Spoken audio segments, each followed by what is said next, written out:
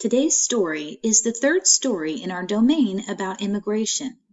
The title of today's story is called Life in the City. Well, let's think about what we've already learned. Think about the last story that we heard together. Who is an immigrant? If you said someone who leaves his or her home country to settle and live in a new country or region, you would be right. Why did Charles Steinmetz choose to become an immigrant in the United States? He wanted a better life. What did Charles and Oscar see as their ship pulled into New York Harbor? That's right, the Statue of Liberty. Do you remember what the Statue of Liberty is a symbol of? Yes, freedom and hope. What place did Charles have to visit first?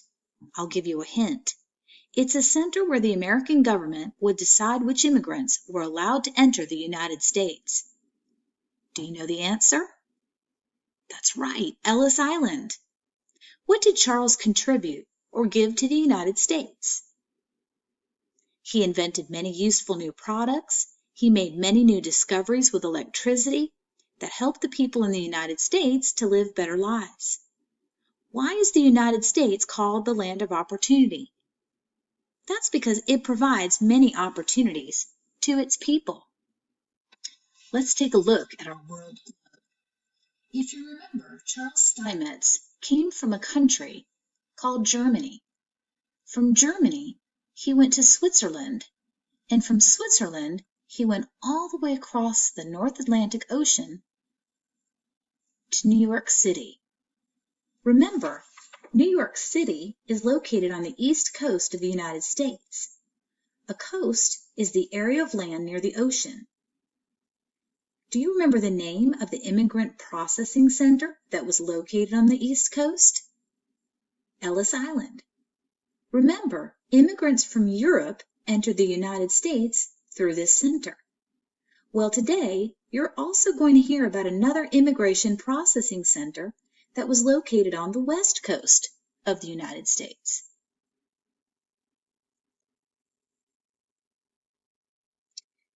The city of San Francisco was where this processing center was.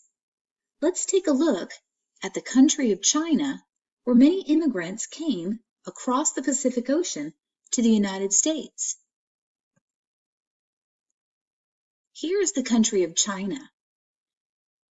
From China, many immigrants came all the way across the Pacific Ocean to the west coast of the United States, to San Francisco. San Francisco had an immigration center that we're going to hear about today. It's not Ellis Island, it has a name of its own.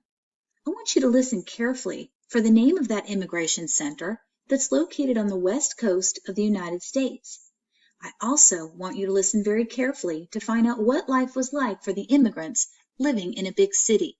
But first, let's take a look at some of the words we're going to hear today in our story. The first word today is customs.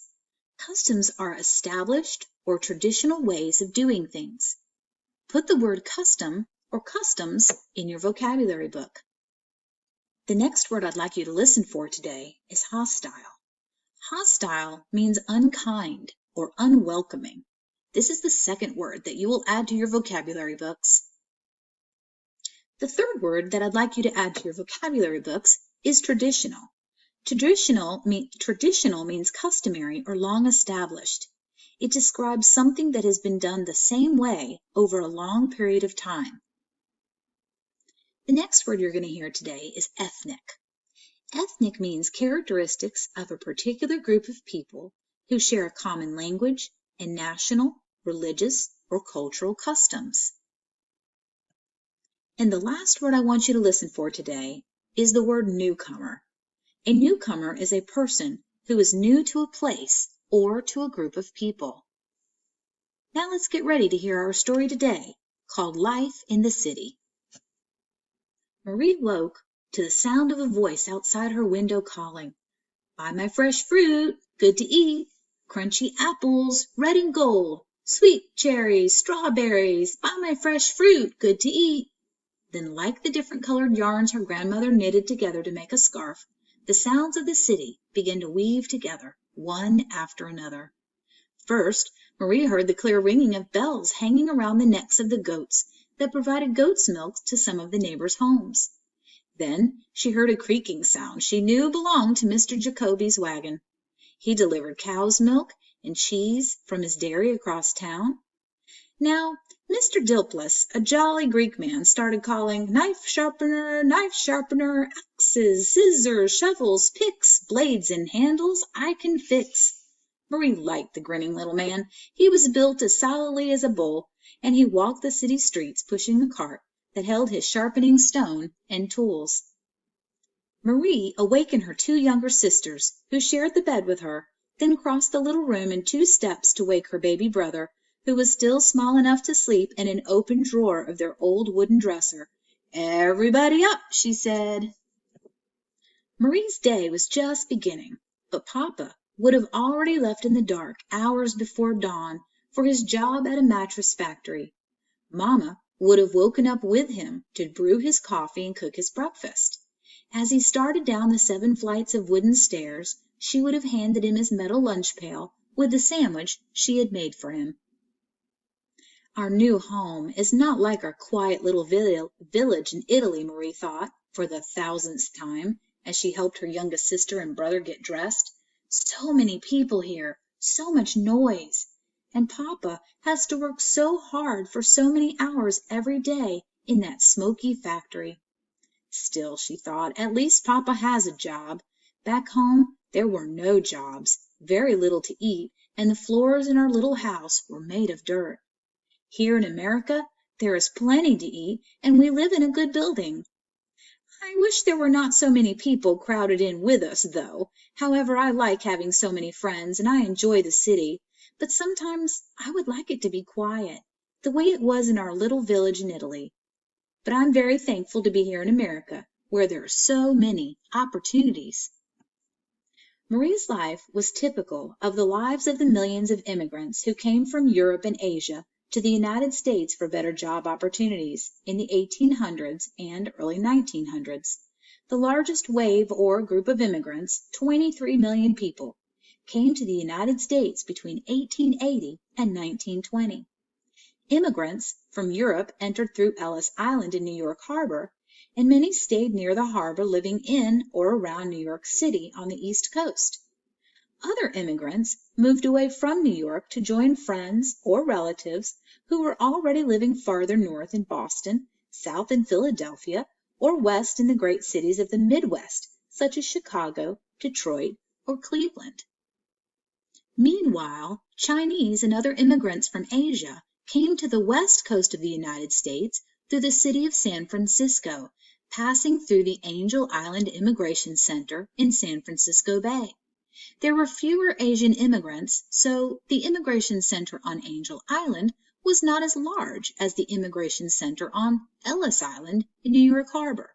Still, there was a steady stream of immigrants, and these Chinese and other Asian immigrants settled in cities around San Francisco Bay or moved inland away from the ocean. They would often stop in the mining camps of the California mountains in search of gold, joining other gold seekers from across the United States and from other nations around the world. After finding no gold, many Chinese went to find work building the railroads that would soon join the east and west coasts of the country. Although many immigrants settled in the countryside as farmers or villagers, most of them made their homes in the big cities of America. Many immigrants settled in these large cities because there were more jobs there. Earlier immigrants remembered the hardships and the difficulties they had experienced settling in a new country, and they often helped newcomers to find jobs. City immigrants worked in factories, making everything from shirts and dresses to the buttons and the buckles that closed them, from small wooden picture frames to huge wooden railroad cars, from loaves of bakery bread to huge ovens in which to do the baking. Some owned their own businesses, little shops and stores that sold produce to eat or goods from their home countries. Others sold items from carts or wagons, which they pushed themselves or had horses to pull for them. Wherever they came from and wherever they settled, the newcomers found other immigrants who had brought with them the customs, the foods, and the languages of their home countries. Many immigrants who lived in the cities gathered in ethnic neighborhoods with other immigrants from their native countries. People would say, "That's Little Italy over there," or "This neighborhood is called Chinatown." Germans, Poles, Italians, the Irish, African Americans, European Jews, Japanese, Norwegians, and many other groups had what they thought of as their own parts of town. They felt at home there. Cafes and restaurants served their traditional foods made with old and familiar recipes. Crowded apartments were decorated with familiar items from home, and all around them they heard the languages from their homelands. By living close together, immigrants not only felt more at home, they were also able to support each other in finding jobs and learning English. Immigrants felt safer and more comfortable in these neighborhoods, but they would often have to travel outside their parts of town to work and live. Sometimes when they left their neighborhoods and met people from other places, they learned from one another and they enjoyed it. Sometimes they met only unfriendliness or even hatred. Immigrants discovered that some people from outside their community could often be hostile toward them because they were different. Some Americans believed that immigrants were coming into the country and taking their jobs. However difficult their new lives in America could be, the lives of many immigrants improved when they moved to and settled in the United States. The longer immigrant families lived in the United States, the less hostility they felt. Over time, children of immigrants felt even less hostility, as did their children's children, and in time, they were accepted as Americans just like everyone else.